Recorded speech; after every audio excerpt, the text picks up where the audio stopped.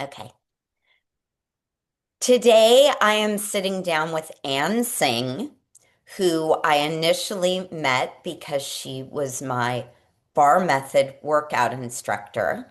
And we learned that we were both Kellogg alums. And Mhm. Anne has a really unexpected and fascinating and very successful post-Kellogg path. So we're going to dig into it. I'll start with her bio. Um, Upon graduating from undergrad at MIT, Anne opened and operated a bubble tea shop in Boston. She then worked as a strategy consultant at the small boutique Caledon Group, focusing on private equity due diligence projects and pricing structures. Next, Anne returned to school to earn her MBA from the Kellogg Graduate School of Management. Following business school, she was VP in equity derivative sales at Credit Suisse in New York City. She then joined the Nonlinear restaurant group. At the time of her departure, she was director of business operations and is now CEO of Celine and Pasjoli restaurants in Los Angeles, two uber hot, uber fabulous, uber successful and popular restaurants here in LA. So, thank you so much, Anne, for joining me and taking a break from all the things you juggle to chat. Yeah, no, thanks for having me. So let's rewind to the beginning. You graduated from MIT, and hmm my guess is that you have one of the more unique post-MIT career paths. You didn't go into big tech. What was the motivation for the bubble tea shop? Oh gosh, so long ago. I'm so old. Um, Not as so, old as me. so I graduated MIT back in 2002. So the year right after the tech bubble crash blew. And honestly, when I was at MIT, I started off the normal path. After freshman year, thought I wanted to go, or wasn't sure what I wanted to major in.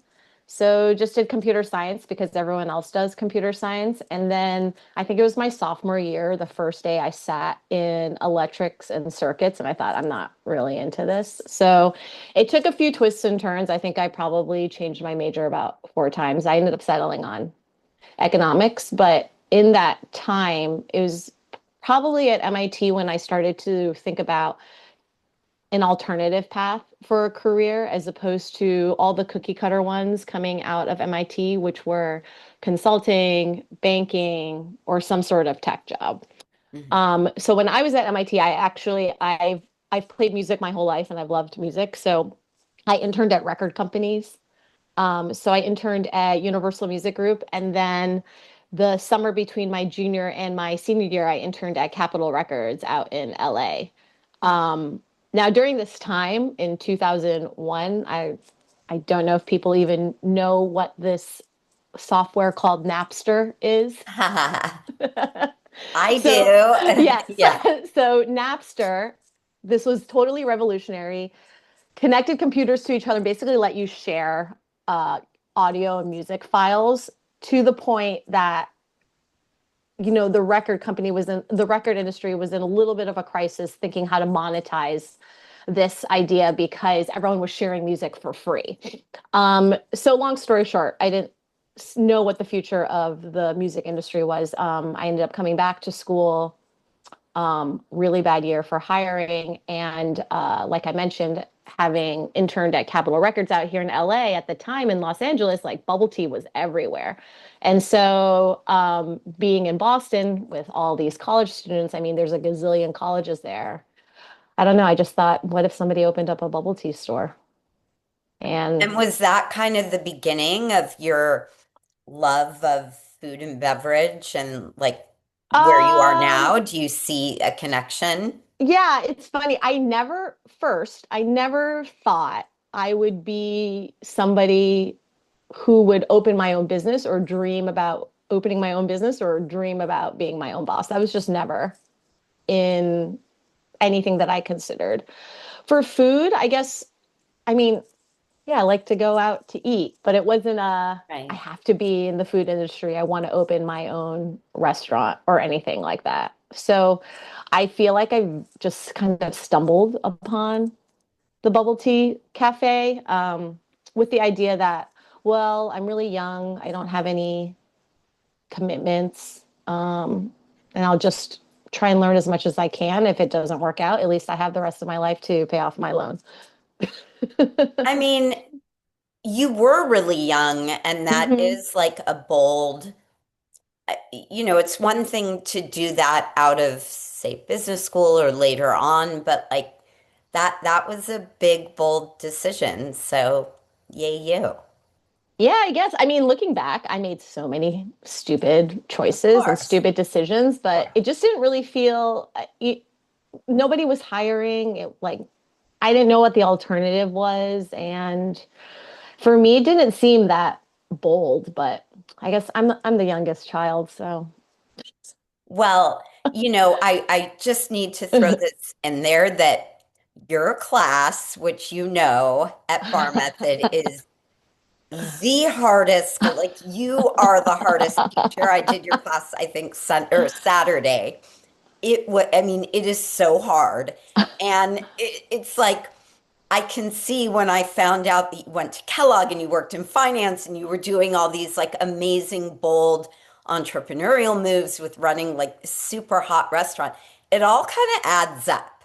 Like you're smart, like you can do it. So that's Thank you. reflected in your bar method class Thank for you. what it's worth. So, okay, so bubble tea, super fun.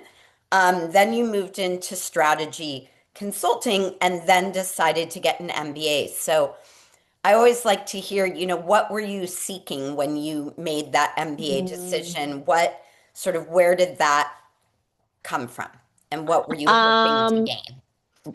so similarly to the whole bubble tea thing that I feel like just kind of happened, maybe with a little bit of calculation, but I had been about a year and a half into consulting, and I actually just didn't really like it. It took me a while to figure out what I didn't like about it, but I liked the analytics and the problem solving. But what frustrated me was that at the end of the day, when you were done with the project and you handed off your results to the client, you weren't part of the implementation and Right. you didn't ever see any results. And I didn't feel any, for me, I didn't have satisfaction from discovering what the problem was and coming up with a solution. I wanted to be part of executing the Yeah. solution.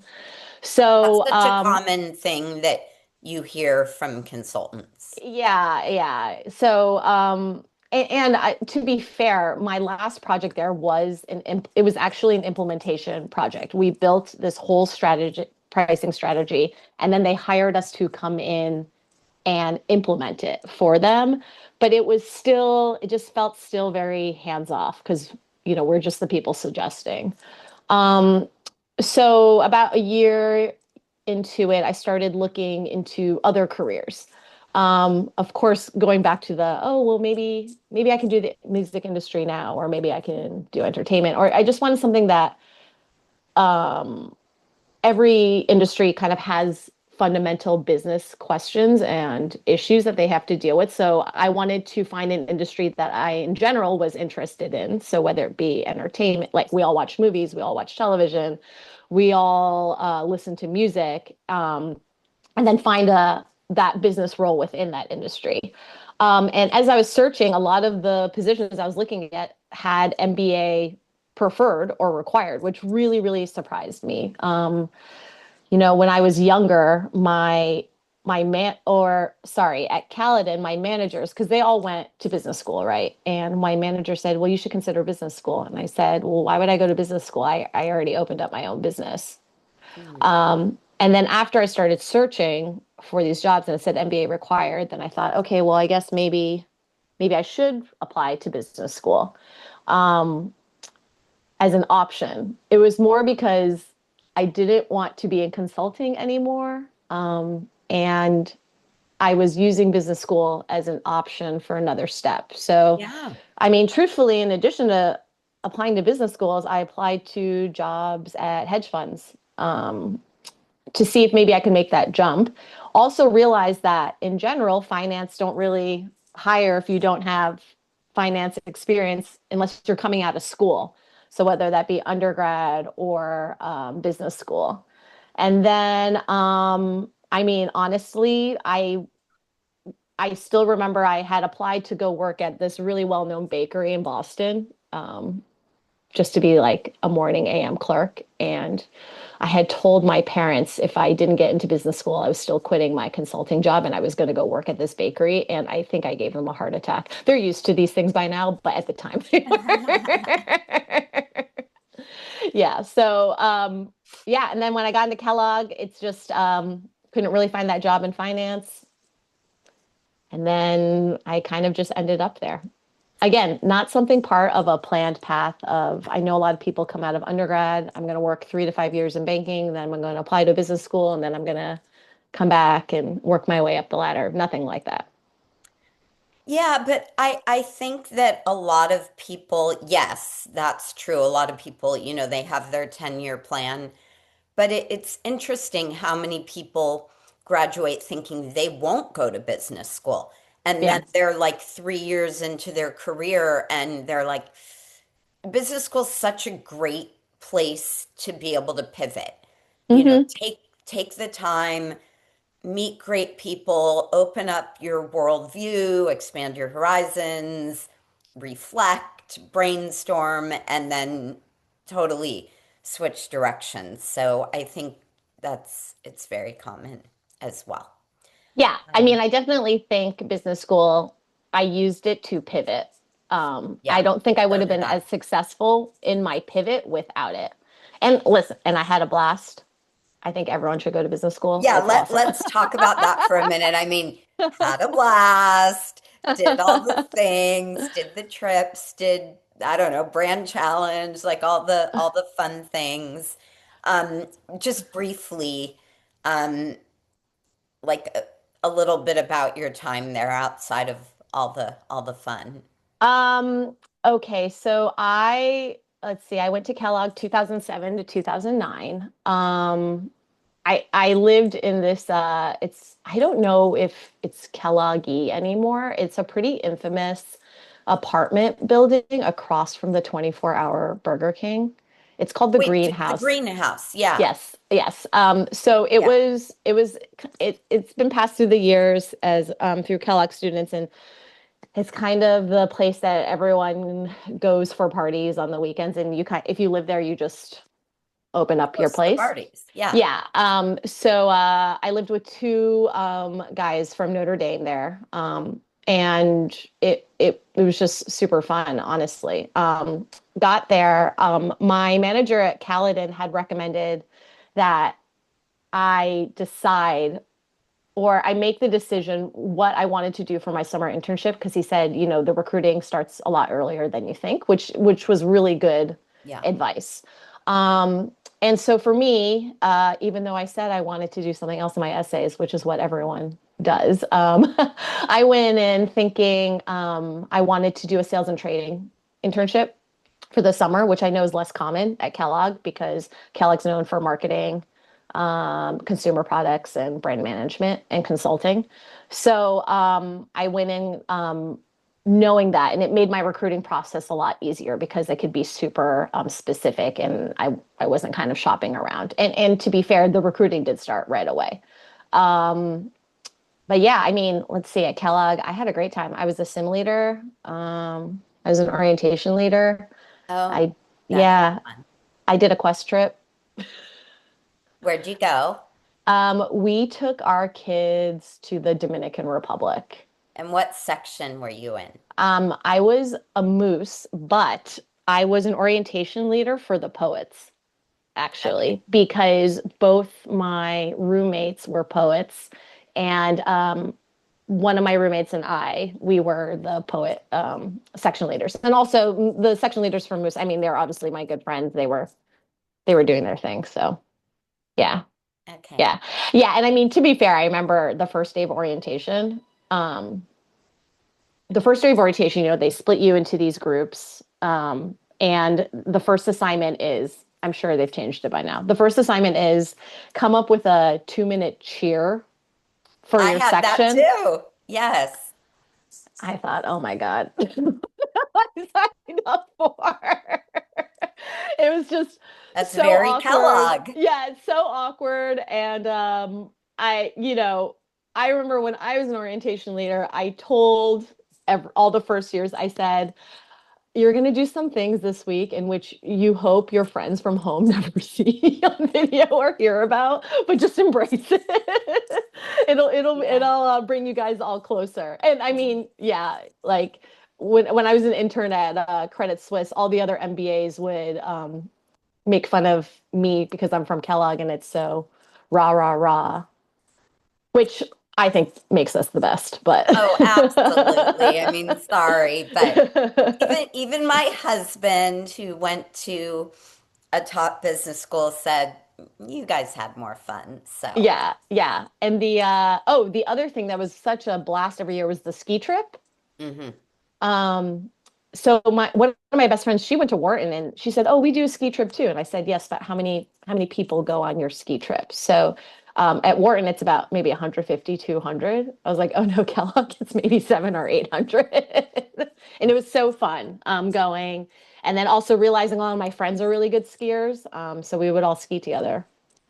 So awesome. yeah, just really had a great time overall. The Yeah. first term I will say was a little difficult relearning how to study. Mm-hmm. But after that, it's just kind of getting back in the groove. And by the way, juggling, I mean, I really did find this myself juggling, studying, not just with all the fun, but like, I mean, like what your boss said about the recruiting starting. I mean, Mm-hmm. day one, it's like presentations and conferences and like clubs. And I mean, it's just like the fire hose, and you Mm-hmm. gotta take it all in. So, Mm-hmm. yeah. Mm-hmm. Um, okay, so you then went to Credit Suisse, Mm-hmm. technical, high pressure environment. Um, I'm guessing pretty, and then pivot again. Your pivots are like very gutsy. So like, what was going on in your head when you went into finance and then into food? Yeah. So if you're following the timeline, I graduated from college in 2002, a year after the tech bubble burst, and I graduated from Kellogg in '09, a year after Lehman crashed. So I joke around next time I go back to school, we should all just short the market, but something big will happen. So I worked so hard to get this summer internship in sales and trading. It wasn't easy coming from Kellogg because, again, there are Kellogg people in finance. It's just not a ton of positions. So there's maybe one position for the summer at every single bank. Fortunate enough to get a position there. And then the summer of 2008, the higher rate out of an internship was, I think, 30 or 40%. Um, but I was very fortunate to get an offer on a very coveted desk, the equity derivatives desk. So I did go back to school for a minute thinking maybe I should think about some other job path. But end of the day, like I came here to try that industry and I got a job offer. So in the moment, I was like, I'm just going to take it and have a great second year.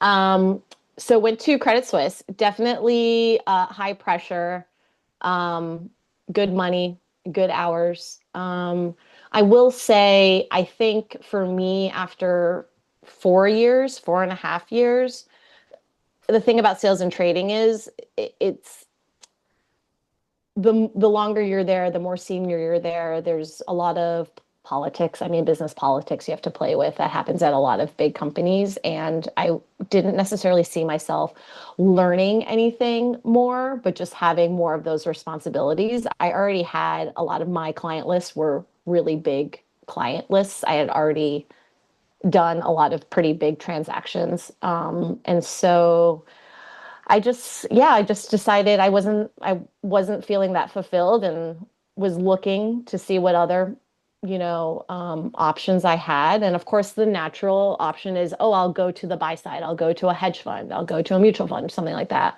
But it just, again, I'm in full transparency. I don't really care about the stock market. Like everyone I worked with talk about the personal portfolios all the time and what was going on. Like, I don't really care. Hmm. I only cared because it made me good at my job. So I had a moment of maybe finance isn't for me.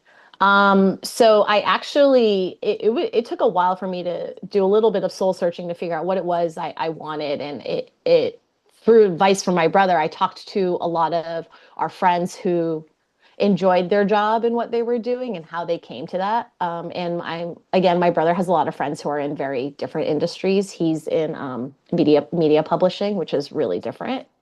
So he has a lot of friends who have different experiences, and kind of just came back to food. My boss, and she's my mentor at Credit Suisse. She's from MIT. Her husband is the opening chef of 11 Madison Park. He also created the Shake Shack burger. Oh, Yeah. oh, I've been there. Yeah. And now they're vegan, right? Am I They thinking? changed back. Oh, This okay. is a So different I chef. went there Yeah. when they were vegan because I was so Yeah. fascinated by, and it was great. Yeah. Well, he's not the chef there anymore, but Okay. 11 Madison Park is actually in the Credit Suisse building. So that's how they met. And you know, we bonded over just liking going out to eat. Like I've always liked going out to eat and food, and it just so happened her husband does a lot. There are these like food festivals, like at the time there was the Los Angeles Food and Wine. There's the Pebble Beach Food and Wine, and what happens Right. is they invite all these chefs in. You get a table. You put out a bite, like 500 to 1,000 bites. People buy tickets, and they get to sample Yes. Like all these there's the different dishes. Aspen Yeah. Food and Wine that we've Yes. been to. Yes. And it's at least in Aspen, it's much more wine, or not even wine. It's the Aspen Alcohol Right. Festival. Right. I don't know, but So, so what would happen is he would be doing these food events, and you need to bring somebody to come help you plate and talk to guests. And instead of just paying one of his employees, like I would be in Los Angeles for client meetings, so I would just help him at some of these events.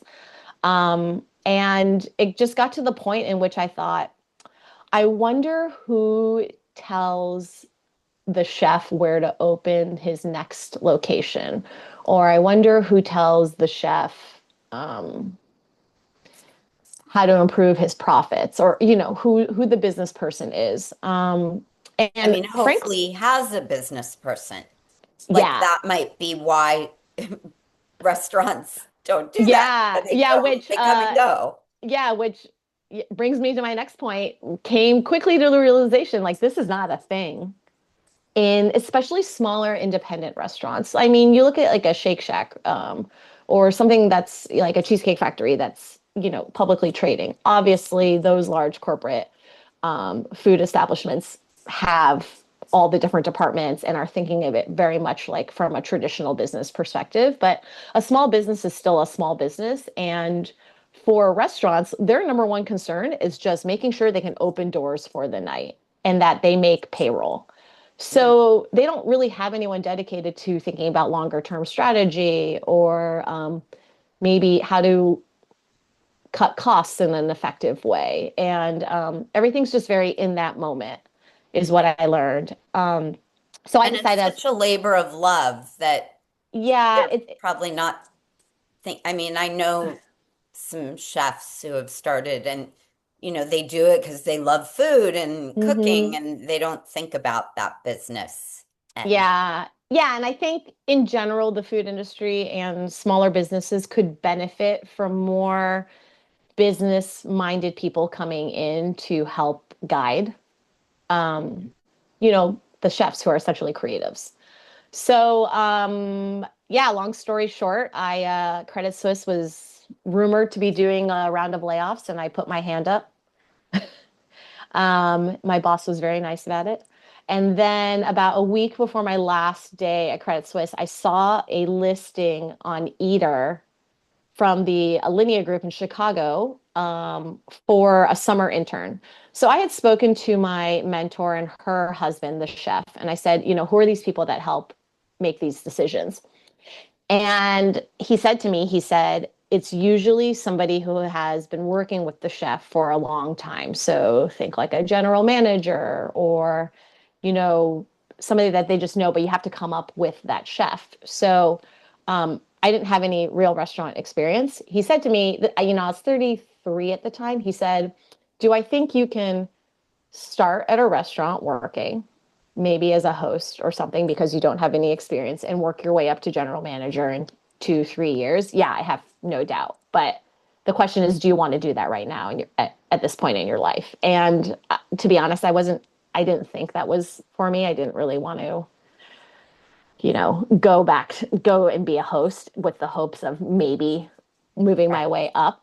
And so I'd actually explored going to work for purveyors, like food adjacent. So the people who are supplying the restaurants with their food, with their materials, or I had even spoken to a nonprofit that dealt with like food deserts and things like that, but just kind of trying to be adjacent to the industry. And, going back to what I said earlier, just finding an industry that I was interested in to do some work.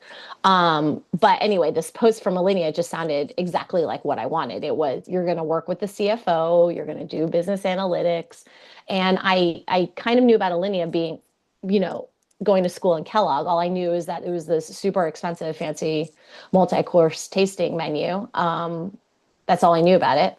So I applied to this job, and the more I read about Alinea, it's pretty groundbreaking in terms of how they approach the business. So the big thing was they had opened up their second restaurant next, and they did prepaid reservations, which is now such a common thing, Hmm.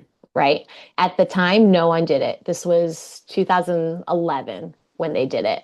The idea that you had to prepay for your meal, and if you couldn't go, you didn't get your money back because, like a ticket to a concert, you don't get your money back if you don't make it. Right. And it's Okay. accepted for Yeah. concerts, but it's not accepted for restaurants. And Hmm. it just, I thought that was so smart and fascinating. So that's what really led me to be interested in Alinea and wanting to work there. And so determined that, I sent in my resume.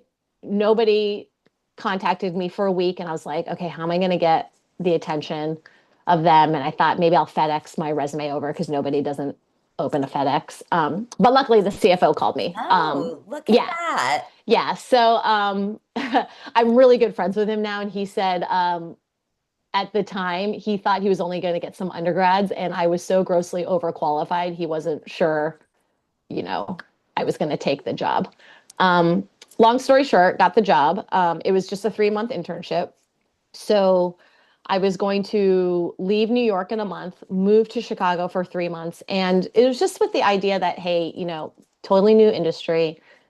If I don't like it, it's just 3 months of my life, and at least I'll know I don't really want to work in restaurants. And I'm sure if I like it, I'll do such a good job that they'll ask me to stay, which is what ended up happening. After 2 months, they gave me a full-time offer.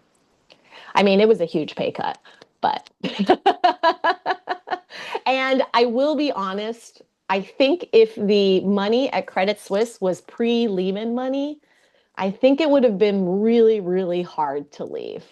Okay. Yeah. Yeah, I mean, really, really hard realities to, of life. yeah, really, really hard to leave. But yeah, then went to Alinea, and that's how I ended up in Chicago. So I'm actually really excited to talk to you about your current role Mm, because I mean, how did that come about? Moving and kind of starting your own restaurant and finding the chef, and it's just so much, and it seems super fun and exciting, but I'm sure also like so challenging. And I just want to hear yeah. about that shift. Um, so I mean, not far off from what my what my boss's husband had said. I met Dave, who is my chef and my partner. He worked at the Alinea Group. He was kind Okay. of like their number two. So he was running the kitchen at Alinea. They opened up the second restaurant for him. And we tell everyone this. He hated me when he first met me. I was, you know, very friendly, very happy, a little too familiar. I get it. Uh, And about maybe 6 months into me working there, one night the head chef, Chef Achatz, said to Dave, I need you to cost out your entire menu. Now his menu is like 15, 18 courses, and he didn't really know how to do it. So he comes to see me a little like, I think I need help. And I helped him cost out his whole menu, and that's how we kind of started to build our relationship. he was like, I don't really like you, but But I you're don't a know who else to smart ask. business But brain. you seem to be doing So, stuff on your computer. right. um, Um, yeah, so I mean, ended up becoming good friends with him. I think he's a very smart chef in terms of understanding the economics of things and being reasonable. Sometimes the chefs really want to do X and go over the top. They don't care how much money it costs. And right. He's like an artist, but he also gets. understands that you need to pay bills at the end of the day. So, he had been at Alinea for 10 years or so and wanted to do his own thing. So after 10 years, he left with the intention of coming to Los Angeles to open a place. There's a family from Los Angeles that he had become close with, and they were really interested in him opening a place and working with him to do it. And they're from Los Angeles. So he left, and about 6 months later, I left. I think it was just kind of time for me to exit. And it was after that he asked me if I wanted to join him out here in Los Angeles. So yeah, that's how we're here now. I mean, it's so hard. I wouldn't recommend anyone to go into the restaurant business. I mean, but you've definitely outlived I feel like restaurants come and go so quickly. Yeah, You've been so around. quick. Yeah. And I was actually just talking about this with my partner the other day, how COVID COVID, Pasjoli had been open 3 months. No, sorry, six months. We opened in September of 2019.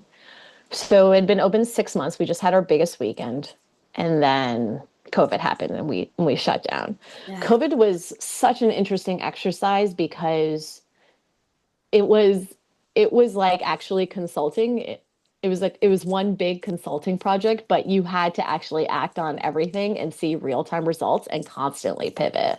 So I would say we're still kind of recovering from COVID and the wildfires last year. Oh, So right. Celine had been open a month and the wildfires happened. So again, Unbelievable.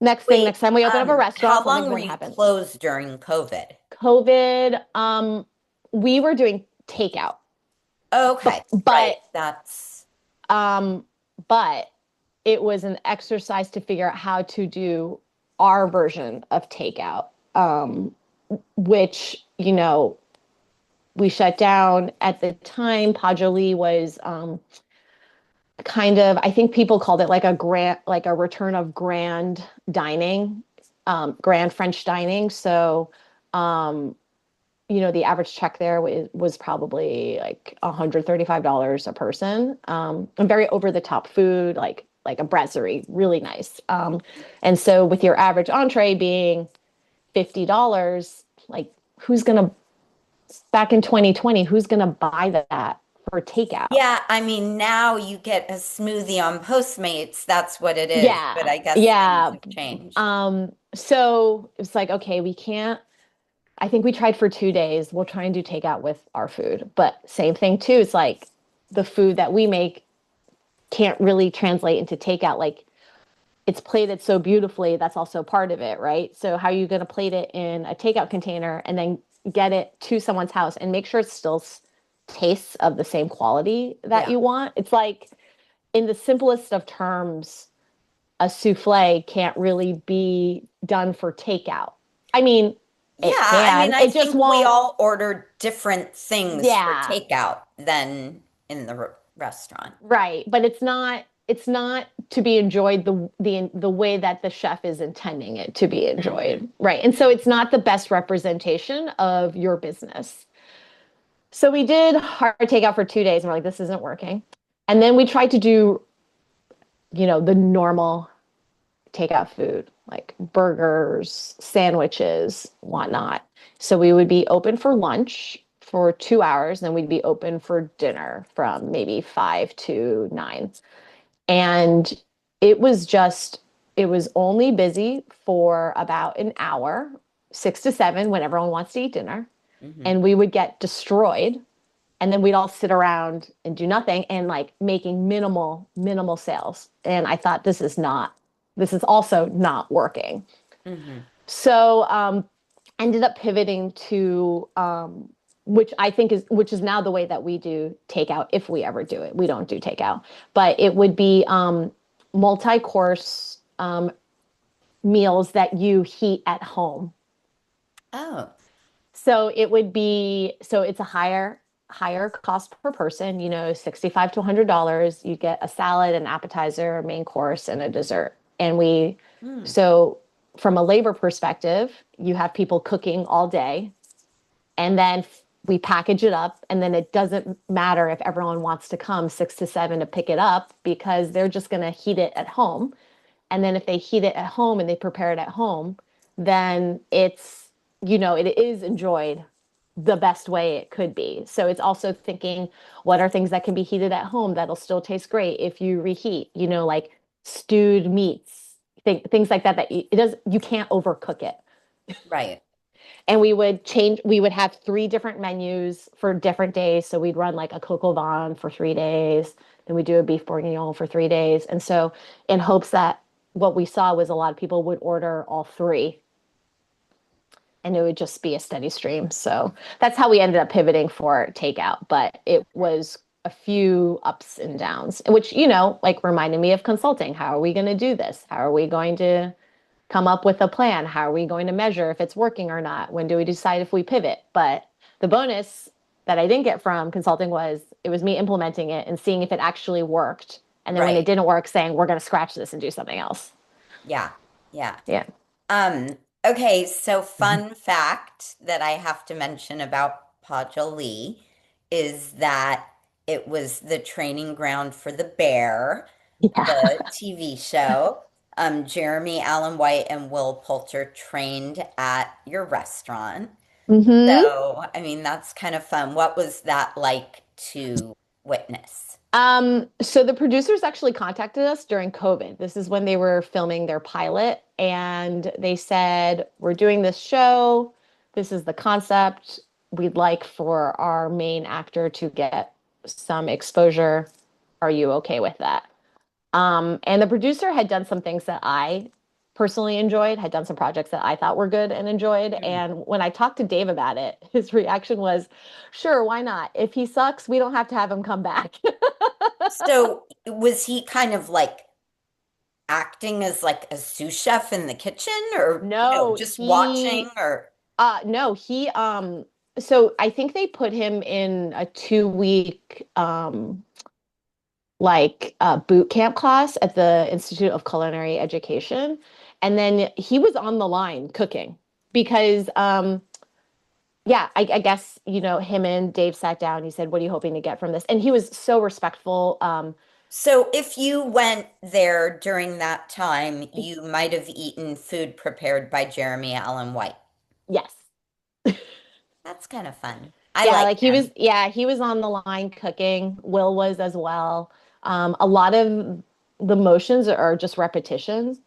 So it's Hmm. making sure that they get them in. I still remember there was one night, after they're all done and all the food has gone out, the kitchen team scrubs down. We're very clean. They clean the kitchen maybe every 3 hours.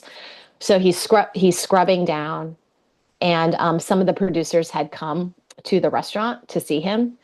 And I looked at him and I said, Chef, you don't have to scrub down. Like, it's fine. And he looked at me and goes, no, I just want to finish out the shift. Uh, Like, good for you. I That can was see so nice. Carmi doing that. Yeah, it was Saying just that. funny because I was like, you good? I was like, oh, we're good. Like, feel free to sit down with the producers. And he's just like scrubbing, like putting the soap on the pass. And Love it. yeah. Yeah, that's a fun LA factoid for your restaurant. So, I mean, this is such a unique environment for an MBA, especially. Like, what skills do you find that you're drawing on the most? Is it like operations, creativity? Like, what Yeah. are you challenging yourself with?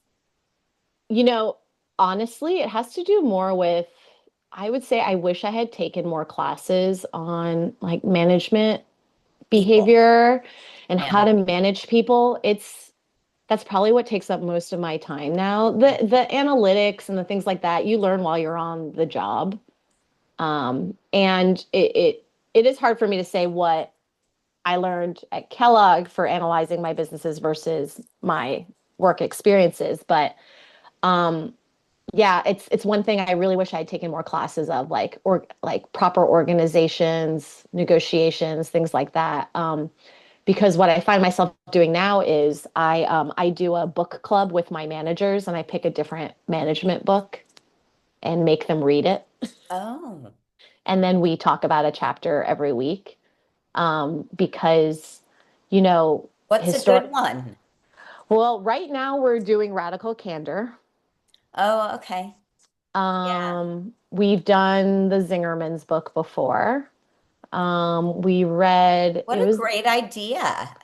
Yeah, I mean, when other restaurant owners hear, they're like, "What? What do you do?" And this is the thing too. Like I was mentioning way in the beginning, in general, restaurant people, chefs, front of house, like they don't care about this. It is a they only care about getting to opening doors. These things seem extraneous. And in the beginning, when I started with them, I'm sure they were rolling their eyes at me. It's fine. Probably like how I felt in my first day of like a soft management class at Kellogg. Like, oh, when am I going to use, what am I going to use this for? But again, I wish I paid more attention. Well, how I feel when I see you approaching me in bar class to make something harder for me. And I'm like, go Yeah, away, yeah, Anne, go away. yeah, yeah.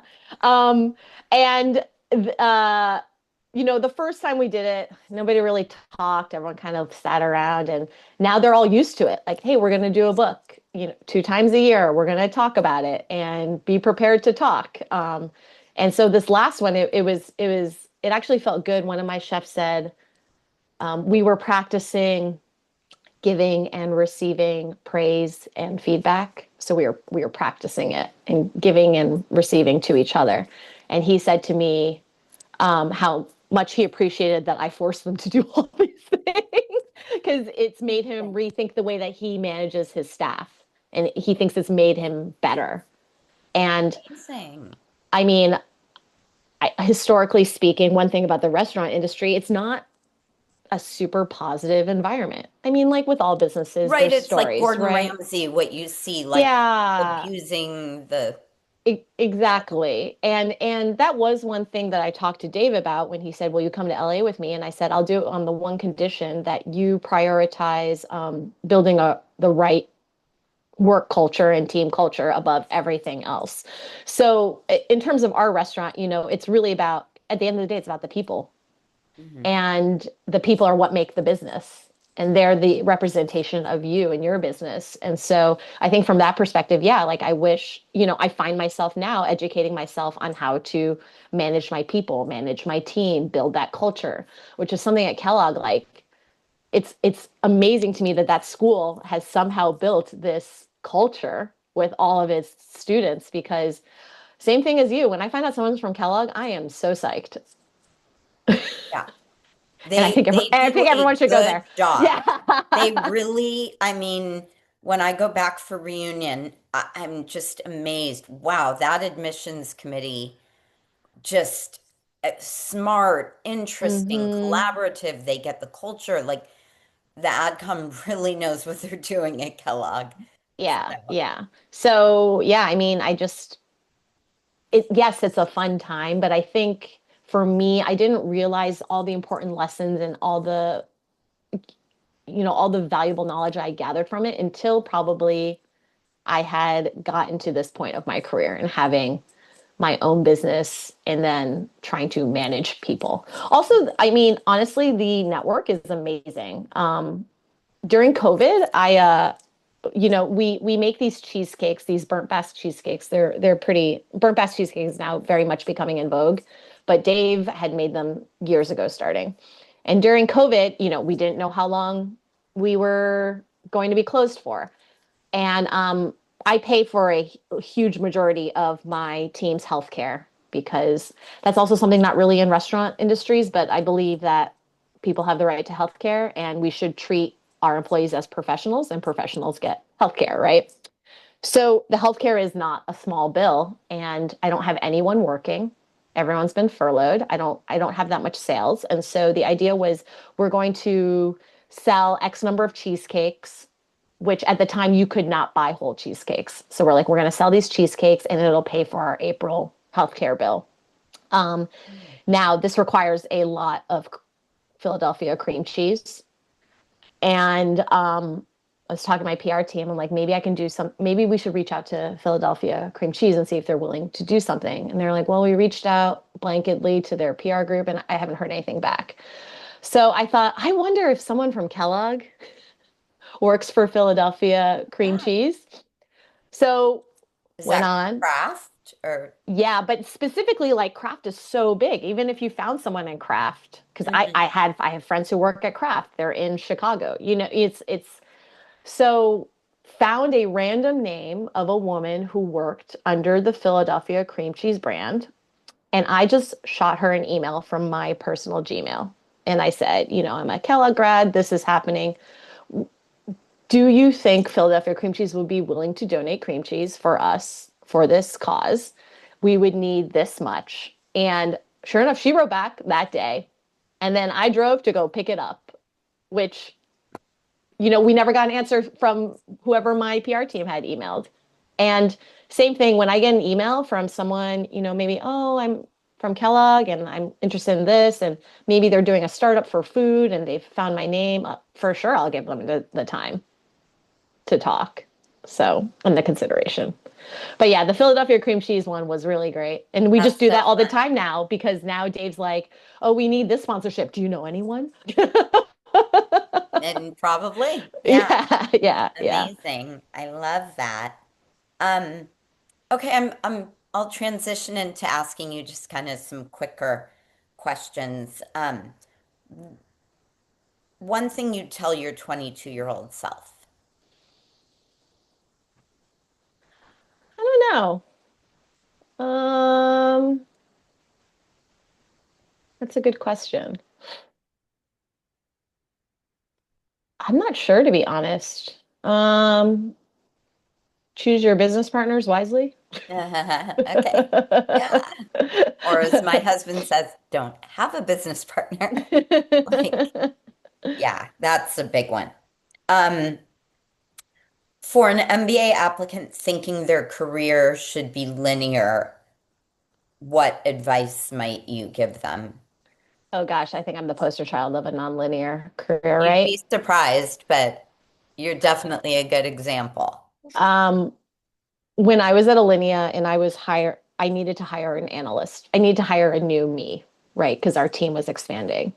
So, got a lot of applications from mostly consultants who had been in the business for a year or two.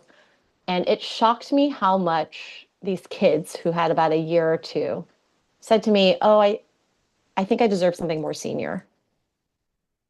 And I always tell people, I want to look at them and say, I had like 9 years of work experience in an MBA. And I took this job. I think a lot of times some people think so much that the next step has to be better than the previous. But I think it's okay to take a few steps back to move forward in the long run because I started off as an intern at Alinea. Who am I to say that I know anything about that industry? But you have to be okay taking those steps back. I have friends who won't, they're not happy in their jobs. They want to maybe switch industries or they want to switch jobs and they won't make the move because the move feels like a downgrade. Yeah, And that's great advice. I That's don't think it's really a downgrade. great. You're learning something new and You're yeah. moving into what you might want to be doing. It's your passion. So, And yeah, you also know your current situation is not what you want. exactly. Yeah, love that. Okay, rapid fire. Um, what's more stressful, a trading floor in 2008 or service during the dinner rush? Depends, actually. Okay. I would just say that depends. Okay. Um, Both yeah. stressful. Stressful in different ways. The trading floor thing, I mean, actually, probably similar because a lot of things are out of your control Hmm. and it's a lot of different moving parts. Okay. Yeah. Um, best flavor of bubble tea. I love lychee oolong. Ooh, I okay. know. I love an oolong tea. Describe Pasjoli in 3 words. uh, Fun, uh, delicious, That's and important. French. Okay. Our new tagline is French is fun, and it's definitely fun Oh, there. fun. Like that. Okay. Favorite dish at either of your restaurants? Um, okay, so Celine is different. It is a multi-course 15 course tasting menu and it changes with every season. He has a dish there. It's caviar paired with a coffee on glaze. Um, Ooh. yeah, which it's been on the menu since day one. He changes everything else except for this dish. And um, it's funny because I said this is going to be your dish that you're known for. And 2 months in, people were not understanding the coffee caviar dish. And he said, I'm going to take it off. And I said, you can't take it off. It needs to stay on because people are used to eating caviar a very specific way. Yeah. It's this super precious thing Potato that chip. Like you eat it, on a blini with egg creme. whites and creme fraiche and all that. And that's the only way it can be eaten. And you have to taste the caviar. So the purpose of the coffee caviar dish is that it's the idea that like you're not coveting caviar and it's being used for the flavor, a little bit of saltiness and the texture, the smoothness of the eggs. And our caviar happens to have a nutty brown butter flavor. So it goes really well with coffee. Mm. And this dish too really represents the entire ethos of the restaurant Celine. It's the idea that when you go and dine there, he wants you to leave all of your preconceived notions at the door and just come in being curious with an open mind and, as if you're seeing everything for the first time. So I really love that dish because not only of the way it tastes, but because of what it represents. I also don't love caviar, Mm. but I love that dish.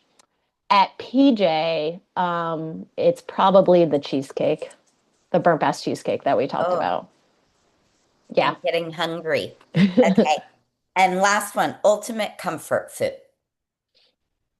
Oh, uh, any kind of soup. Okay.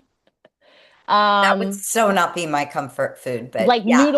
beef noodle soup. Okay. Okay. Yeah. I I'm not even eat doing it when it's comfort hot. food with you. I'm like, eat some French fries, but okay. Um, that's all I have. Is Okay. there anything that I left out that you want to add?